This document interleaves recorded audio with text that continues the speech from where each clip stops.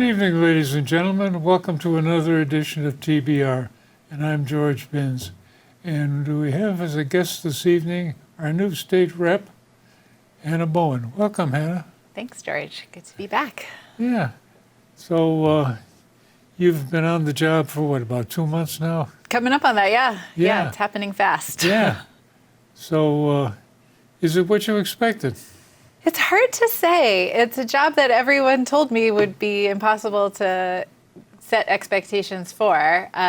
So it's meeting and exceeding all my expectations, I think, in terms of just, the opportunities that are out there to work on issues that are impacting all of us, the opportunity to help residents navigate the state bureaucracy. People have been calling with their questions, which is exactly what we need and want. So definitely it's as active and as varied and as interesting as I hoped from sort of a personal standpoint. Yeah. And then, in terms of what we as a city and town, as a whole district need, I think meeting expectations in terms of the fact that, the legislature is a large and sometimes slow-moving animal and its own unique culture that all need to learn and have started learning, and also that it's a really impactful place and that the state legislature is so important right now in really solidifying what we as a state need and want, even when federal policy is changing, the world is very unpredictable, there are a lot of things outside of our control. It feels even more important. So that was part of my expectation that's coming true. Any surprises you didn't expect? There's so much of it that is constantly changing. So for example, there is a whole new set of rules. This is the first session in several that the House and Senate have agreed on the same rules within a somewhat reasonable time period.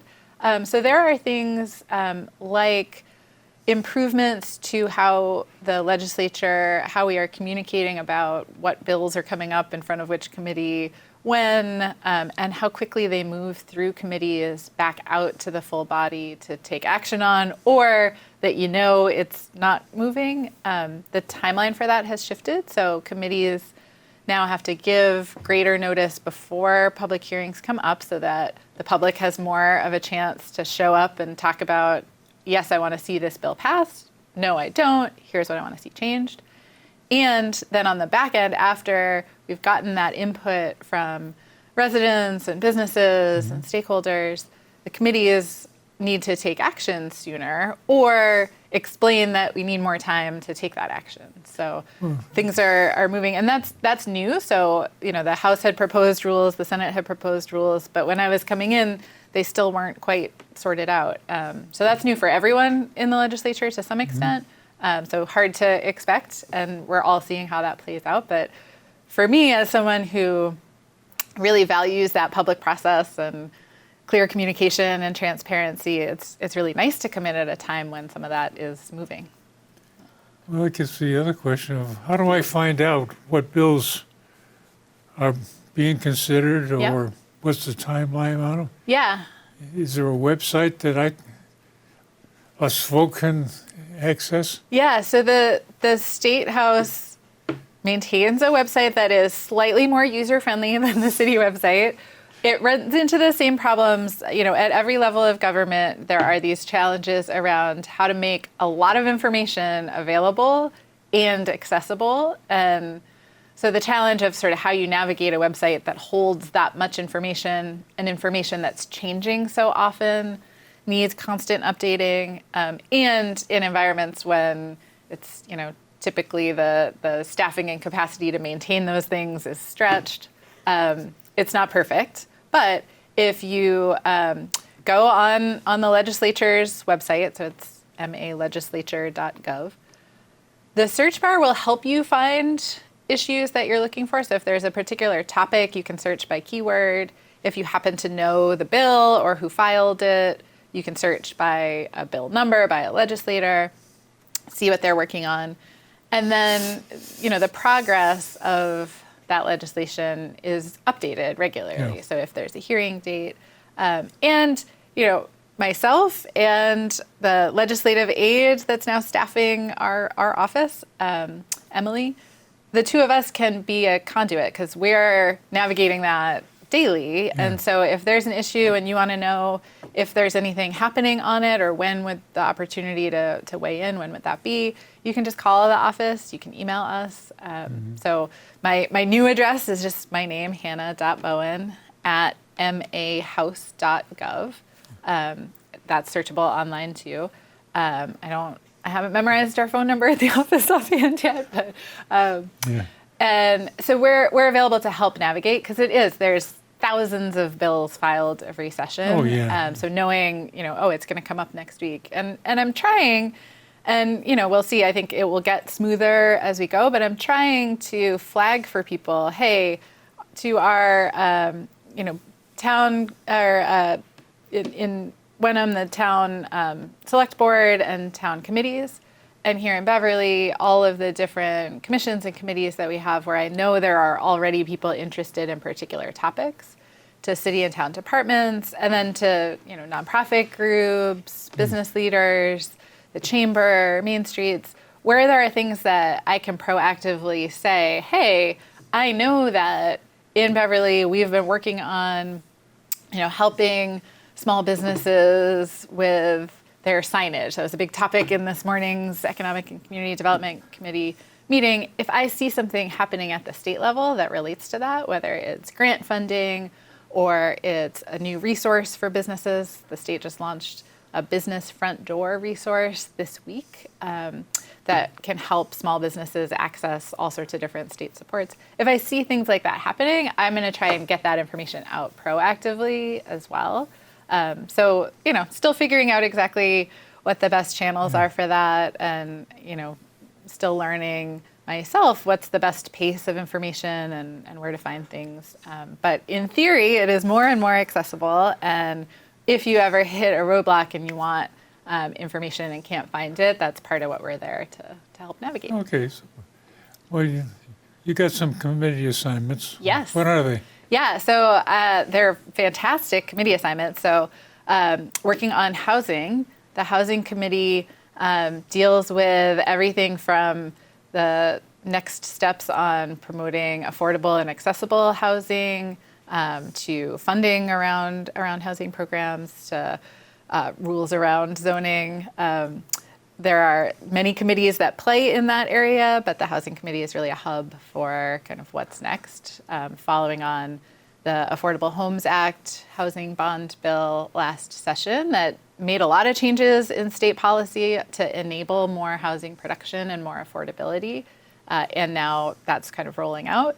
But there are more topics to tackle there. So, have already been in a few housing committee hearings where we're listening to the experiences of renters, of landlords, of developers, of homeowners who are looking to move within the state, within their community, how locked up our housing market still is, and just a wide variety of solutions. So really excited about that one and super relevant for folks in Beverly. Yeah. I'm excited that we have a lot of advocacy right within the North Shore and in Beverly. So already like a month ago, went to a housing forum hosted by ECHO and a lot of advocates here in Beverly, where they were promoting bills they want to see passed. And I was happy to be able to go and learn and gather some experiences from neighbors, some of which I had heard or lived through myself, and some of which are new and that I can then bring into the conversation with colleagues at the State House. And some of those bills are things I would love to see make it through the gauntlet of lawmaking at the State House. And to do that, really need to work with advocates here and fellow legislators. So figuring out how to navigate those things is part of the role. A couple of things come up in that area that been made aware of all of a sudden is that one is that it applies mostly to California, but I wouldn't be surprised we didn't have a problem too, is that 24% of the cost of a new building is compliance with regulations. And you start to wonder, do we have too many of those things? Yeah. And the other issue that came up recently is from town to town, Yep. the regulations are applied differently. Yep. And it gets down to who is the building inspector that's actually interpreting these regulations. Yeah. So I think that's an area that I've been made aware of recently that there's a lot of help there that we could use. And of course, the cost of housing is Right. It's already so hard to Yeah. build. So yeah, that's absolutely the sort of thing that that so we're it- looking at and need to look at, because it is, it may not be on quite the scale of California, but it's certainly something we can improve on. Yeah, here, too. and there are advocacy groups Yep. that think they got the solution to some sort of problem, which means another regulation. and- Sometimes, yeah. So you have to balance those things. Yeah, and and, think about the unintended consequences, Yeah. the intended consequences. Yeah. And it comes out, well, it's only a small change.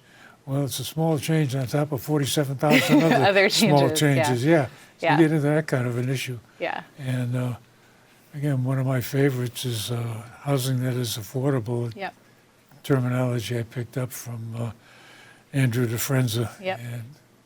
And that's the other part of the issue, that if we continue to advocate for single family on a single piece of property, we're running out of land in a hurry. Yeah. Yeah. So, It's true. So we need that mix. We need a mix. Yeah.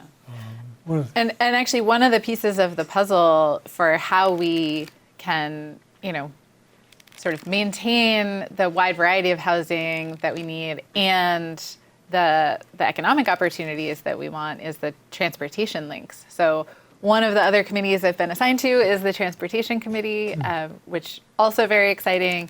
We just passed out of committee the Chapter 90 funding and bonding proposal, which is the annual process by which the state gives money back to cities and towns to pave. And Beverly relies on that, particularly as the city budget has gotten tighter. Yeah. We've played around with how city funds make it to the paving budget. So really excited that funding has increased this year. And there were two other elements of that bill that passed the House, and it's now making its way through the Senate and processing, but it's a larger sum of money, and some allocated the traditional way that we've always allocated that funding, and some based just on road mileage, which helps rural communities that still need to maintain their roads but don't have as many people, but doesn't really hurt communities like Beverly that have lots of miles of road because we're all many short roads. So we'll benefit from that as well. And then there's also funding in that bill for bridge and culvert work, which not the large bridges that we already have funding for, but and also for just sort of looking at where the highest needs are for roads and sidewalks, state-owned bridges and signalization, things like that. So we'll benefit from some of that funding as well. So that's making its way through. And then the Transportation Committee is looking at all sorts of really interesting things. We had a hearing the other day that included several pieces of legislation on drones. So airspace is part of our transportation infrastructure. And so whether our state regulations are keeping up with technology, and that's one of those areas that's regulated at the federal level, the FAA, and in some cases at the state level. And so there's a wide range of issues there, but I think the ones most directly relevant or top of mind for folks in Beverly are funding for the commuter rail, funding for roads and sidewalks, and that is staying strong even in this challenging budget environment. So, really, really interesting things there. Some more stuff to further improve how we share roads between vehicles, pedestrians, vulnerable road users. So that's, I think, a really interesting opportunity there.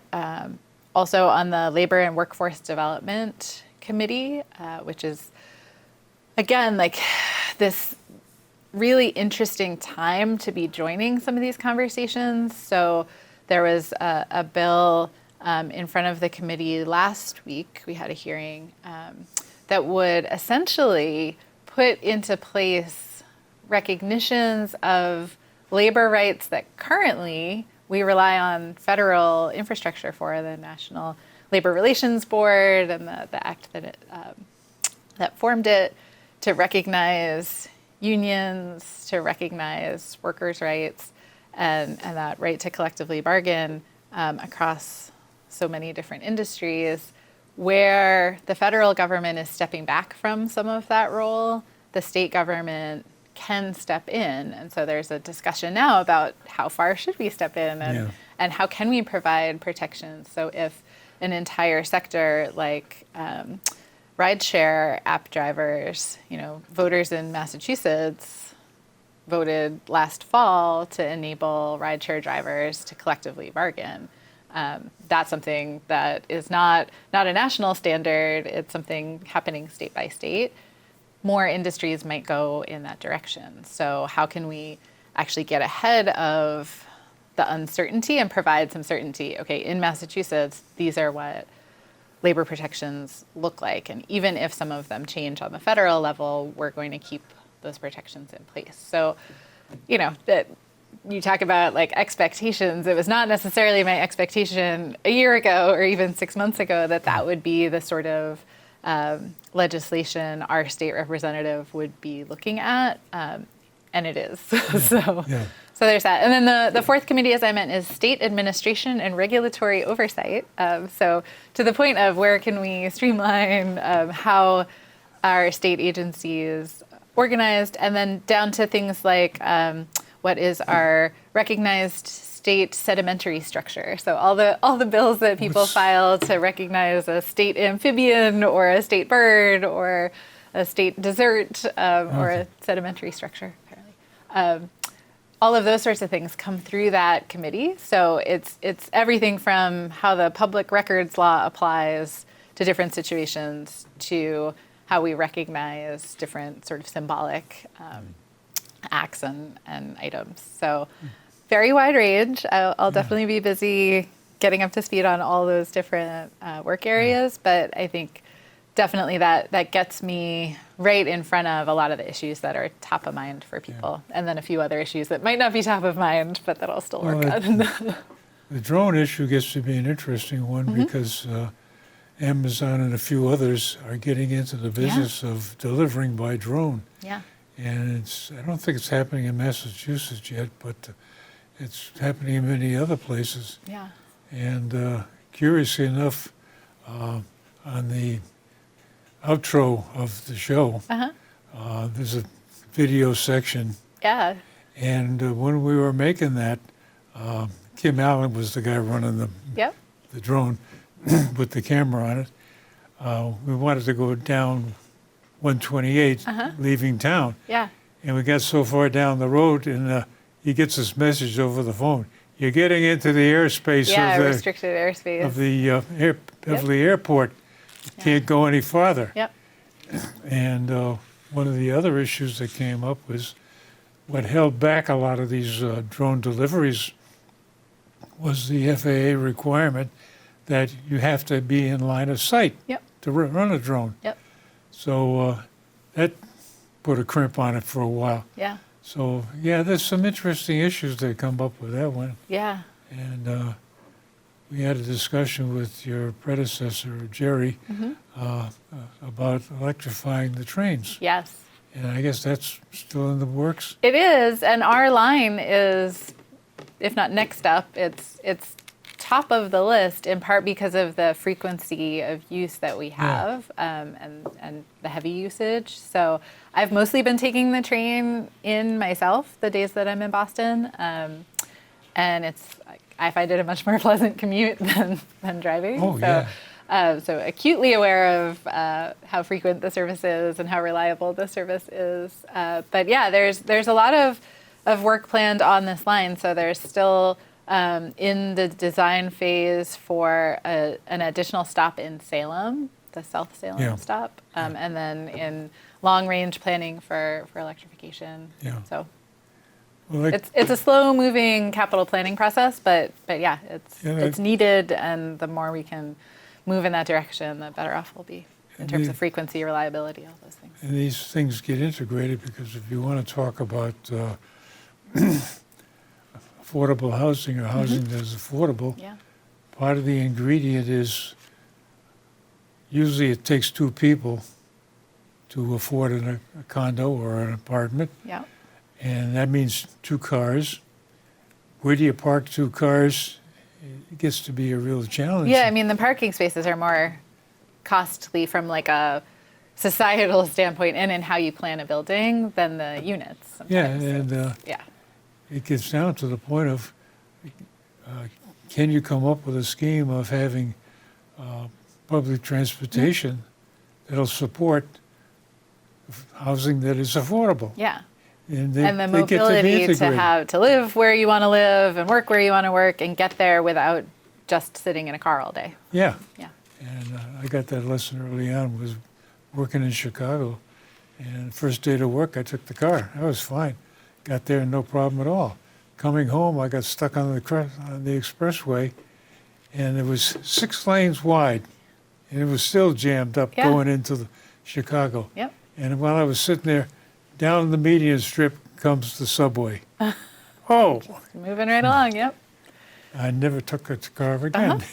Yeah. And But we yeah. have to make that experience work for people. So Yeah. the transit needs to get to where you need to go Yeah, and run and- frequently enough and be reliable. Yeah. Yeah, and at least for that situation, my situation in Chicago, worked out like a charm. Yeah. And I think that's part of the integrating all these bits and pieces so Yeah. that they work together and not just a lump here and a lump there, and there's no connection between the two. Yeah, and you mentioned early on the city budget having a problem, yeah, and using the highway funds to supplement Yep. what we can't do. Yeah. You still on the city committee? Yeah, so I'm in the process of rolling off the city council. The way our charter is written, if somebody resigns midterm, depends how far into the term it is, and either they get replaced by a vote of the council or it sits vacant until the next election. And either way, right after the next election, the top vote getter in that election fills the Yeah. remainder of the term. So I looked at the dates and when the special election was, and it would just be sitting vacant through the budget process, the city budget process, and the summer and into the early fall. So decided I could juggle the two until November, but I'm not running for re-election to the city council, and I'll resign just before the election. So it's vacant. The top vote getter, who's not already on the council at large, will step into that seat in November rather than waiting until there's, January. That's one of the few contested votes coming Yeah, up in the there's election. still people pulling papers, which is great to see. So there's a decent amount of interest and competition this year in the municipal election cycle. So I think that's really good that for was the us. thing surprised me. And there's is still that- time. There's like 2 weeks maybe before the papers have to be returned. Yeah, and school committee is kind of sparse. It's filling in though. There have been a few more people jumping in, and it's an expanded school committee as Yeah, of this cycle. So the 6 ward seats that we've traditionally had, the mayor by virtue of the mayor's office, Yeah. that seat is there, and then 2 additional seats were added in the Yeah, charter changes. The So- mayor makes it the and I odd- think there are more than one candidate for each of them now. Okay, last time I checked the list, there was still some vacant. There were a couple gaps for Yeah, quite a I'll have to- while, but I think okay. they're all full I'll now. have to check it again. Yeah. And the mayor makes it an odd number so Yes, that you don't get a exactly. tie vote. Right. Yeah. Well, and that was honestly one of the things I was thinking about with the council, because we're a 9-member council. Yeah. If there were a vacancy and something came down to a tight vote, that would be an interesting situation. Yes. So Totally. I didn't want to leave the council in the lurch or leave constituents in the lurch. Yeah. And I'm excited that there are that many people running for the seats. There is competition. There's no lack of Yeah. qualified, passionate people who are Yeah. jumping in, which is I find really encouraging. So it's working. So Yeah. this worked out for you pretty well then, didn't it? Yeah. I think it's working out for all of us, and I really want to hear from people what you need from me, what issues are top of mind. Have been hearing from a lot of people about challenges with the unemployment system right now, delays in processing. We can certainly help navigate. There's only so much we can do. You know, we can't like help people skip a line, but we can find out where you are in the line, what paperwork is missing. What steps in the process need to happen. Same with things at any state agency. So hope people feel comfortable reaching out with any kind of questions.